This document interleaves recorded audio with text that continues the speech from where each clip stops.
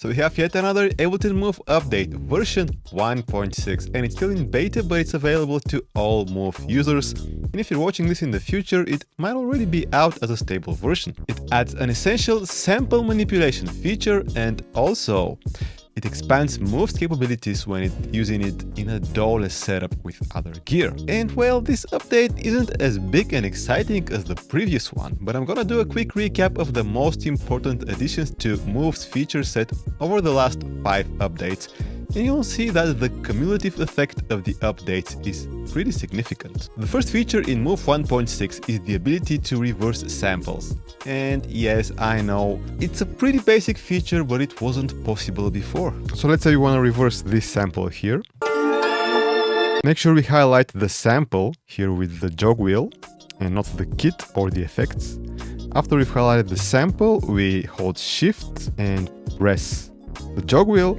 And here is the slice menu that we checked out in my previous video about Ableton Move 1.5, but here we're gonna choose reverse. We just hit the jog wheel and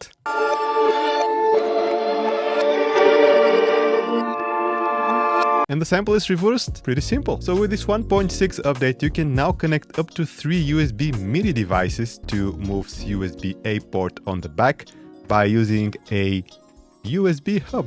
Just bear in mind that if the devices consume more than 500 milliamperes in total, the hub needs to be externally powered. So what I've done here, I've connected the Arturia Micro Freak and the Arturia Minilab 3, the small MIDI keyboard here, to this super basic USB hub. It's just any USB hub should do the job. It's not powered. And it was able to power both the synth and the keyboard, but I did use the power supply for the synth because I was getting a lot of nasty interference or ground noise if I was using the USB power. And because the keys on the Micro Freak are really not real keys, I don't really like playing on this, whatever this thing is called, I'm gonna use the Minilab 3 keyboard. So to enable this, you need like an empty MIDI channel. I don't even know how to do that, to be honest. I just load a empty sampler, so I don't have any sound being generated inside Move. And then I hold the Shift button and the button of the track. So I now want to set up the MIDI out. I'm gonna send MIDI out to channel 1. Just make sure your synth receives MIDI on the channel that you're sending MIDI to. So make sure that's set up correctly. And also for the MIDI in, make sure it is on auto. And now the keyboard should be able to trigger the synth, but we don't hear it because we need to go to the sampling section and make sure monitoring is on. So now it works. Let's record something.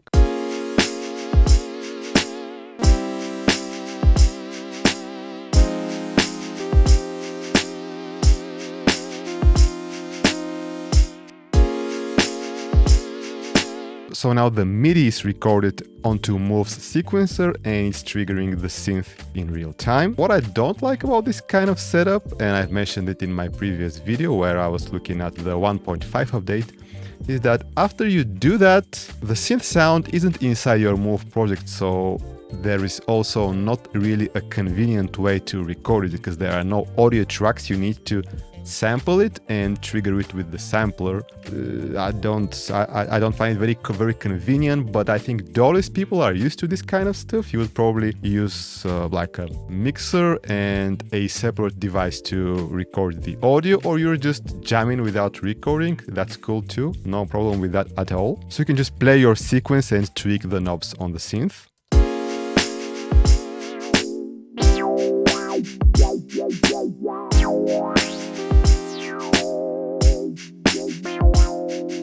So now you can just have fun tweaking the knobs on the synth and, you know, just do a cool performance in real time. However, you cannot record these tweaks onto Move Sequencer as it doesn't respond to external MIDI CCs.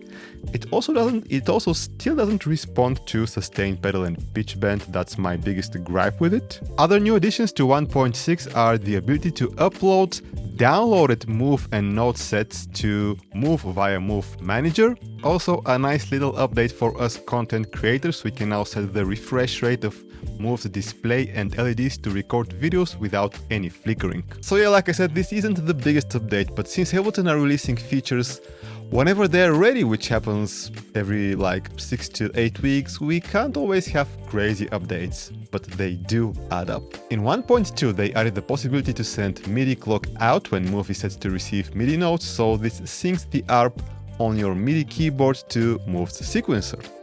In 1.3, the biggest feature was USB-C sampling, so you can sample directly from your phone. Now, unfortunately, this doesn't work with all Android phones, but Ableton have explained that this is due to some of these phones using an old USB audio class protocol, so fixing this isn't feasible for them. In 1.4, they added the fourths layout in the in-key mode, which made it easier to play chords on Move's pads. 1.5 was the best one with sample slicing and the new auto filter. I will link my video for this one in the description in case you missed it. Now, I'm sure everyone has their own priorities for what features they feel should be added to Move. For me, it would be the sustain pedal, pitch bend and modulation wheel support for external keyboards, and I'm sure this is possible. Also, the ability to make our own simpler instruments in Live and load them onto Move, and also audio tracks with warping. And as far as these are concerned, I'm not sure if they are possible, but I remain hopeful. But what about you? What are your top feature requests? Let us know down in the comments, and I'll catch you in the next one.